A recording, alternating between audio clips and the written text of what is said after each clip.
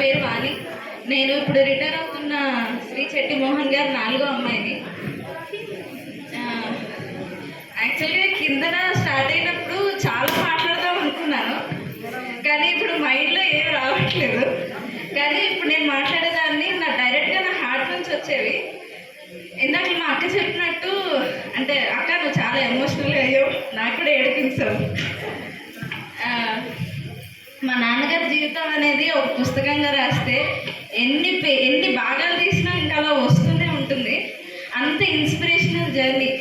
And అంటే జీవితంలో తన పాత్ర ఏదైనా సరే, అంటే ప్రొఫెషనల్ లైఫ్లో కానీ పర్సనల్ లైఫ్లో కానీ ఎందులో అయినా సరే ఆయన బెస్ట్ ఇచ్చారు.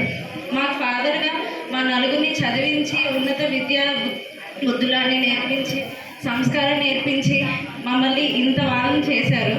అందులో మా నాన్నగారు ఎంత ఎదిగి ఉన్నా ఒదిగి ఉండాలని మా నాన్నగారి దగ్గరే నేను నేర్చుకున్నాను.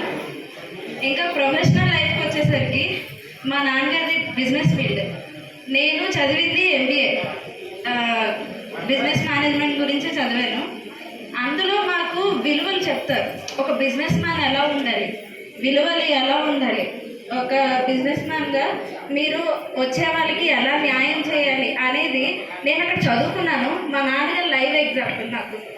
అవి చదువుతున్నంతసేపు మా నాన్నగారు ఇలా చేసేవాళ్ళు అని ఒక్కొక్క పాయింట్కి ఒక్కొక్క ఎగ్జాంపుల్ నాకు అనిపిస్తుంది. మా నాన్నగారు అంత ఇన్స్పిరేషన్.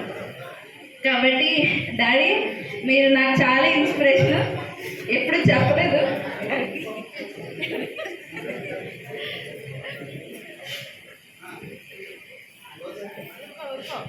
నాకు అవకాశం ఇచ్చినందుకు అందరికీ థ్యాంక్ యూ.